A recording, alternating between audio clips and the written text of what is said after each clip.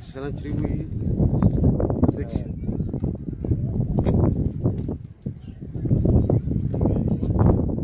ciidankani waa ciidankaa ilaahay mahadii maantana wuxuu joogaa gobolka Nugaal isagoo duulimaad ku ah gobolkiisa inuu qabto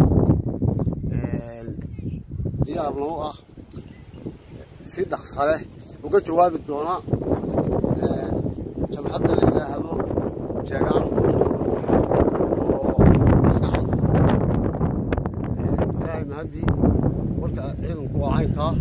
waa sida